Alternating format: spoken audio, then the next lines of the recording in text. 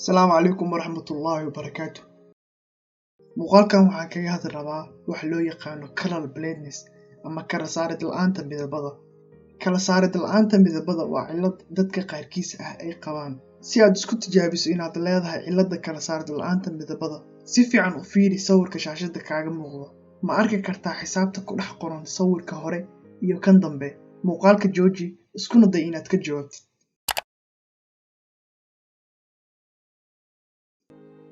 Haddii sawirka hore jawaabteedu kuu soo baxday nambar 8, jawaabtaadu waa sax. Laakiinse dadka qaba cilladan waxaa u soo bixayso nambar 3 ama waxyaabo kale. Sawirka xigana isku day inaad adiga ka jawaabtid. Qaybta hoosena igula wadaag jawaabtaada. Haddii aadan arkin tirooyinka qaar, waxay ka dhigan tahay inaad la nooshahay cilladan. Sidaad wax badan uga ogaatid cilladan ama wax loo yaqaano color blindness iyo waxyaabaha sababo, ila dhammaysa muuqaalkan.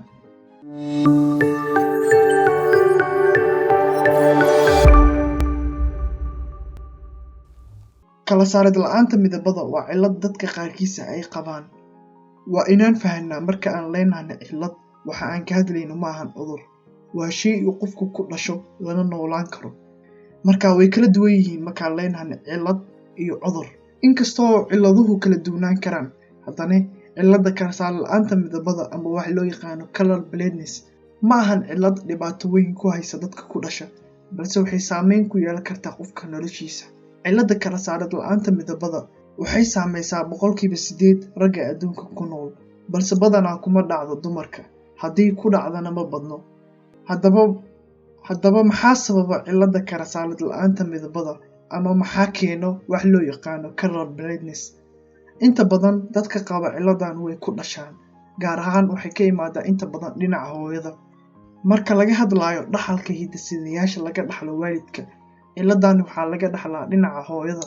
Marka ilmo cusub abuurmayaan, wuxuu ilmahaasi ka helaa tiro isla eg oo chromosome waalidkiisa. 23 chromosome wuxuu ka helaa qofka hooyadiisa, halka 23 kalena uu ka helo aabihiisa. Marka hidde-sidahaas mas'uulka ka ah ama sababa kala saarid la'aanta midabada wuxuu ka yimaadaa dhinaca hooyada, waana sababta ay cilladani ugu badan tahay ragga. Haddii ay hooyadu u gudbiso isla hidde-sidahaas ilmo gabar ah, gabadhaasi waxay noqonaysaa qof caadi ah oo kala sooci kara midabada, laakiinse waxay noqonaysaa autosomal oo waxay ka muuqanaysaa carruurteedii mustaqbalka ah, gaar ahaan kuwa ragga ah. Isla markaana wiilka wuxuu noqonayaa qof ku dhasha cilladaasi. Marka si guud haddaan u sheegno, hooyadu haddii ay qabtay cilladan color blindness ka ah, haddii ay wiil ay dhasho, cudurka wuu ka soo muuqanayaa. Laakiin haddii ay gabar ay dhasho, si dadban ayuu hidde-sidahaas jirkeeda ugu jiraya oo carruurteedii mustaqbalka ah ayuu ka soo muuqan doonaa. Waxaa jiro sababo kale oo qofka ku qaadi karo cilladan asigoo aan ku dhalanin ama uusan ka dhaxlin waalidkiisa. Sababahaasi kale waxaa ka mid ah: nambar 1, cudurka sonkorowga ama wax loo yaqaano diabetes. Nambar 2, gabowga. Sidoo kale dawooyinka qaar way keeni karaan cilladan. Si aan u fahanno kala duwanaanshaha u dhexeeya dadka qaba cilladan iyo dadka aan qabin, waxaan u baahanahay inaan sharaxno shaqada ay qabtaan unugyada isha ee aadanaha u qaabilsan aragtida.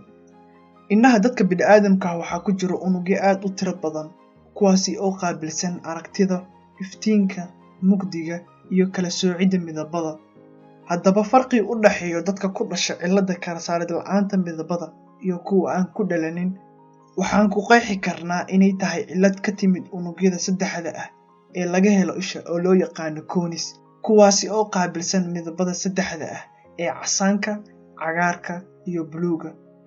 Haddaba haddii mid ka mid ah unugyadaasi 3 ah uusan si wacan u shaqaynaynin ama meeshaba uu ka maqan yahay, waxaa dhacayso cilladda kala saarid la'aanta midabada ama wax loo yaqaano color blindness.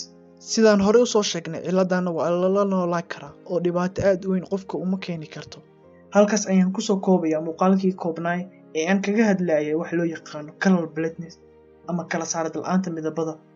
Waxaan rajaynayaa inaad faham buuxda ka qaadatay cilladan waxa ay tahay iyo waxyaabaha sababo. Fadlan haddii aad ku cusub tahay channelka, subscribe saar, muuqaalkana like saar.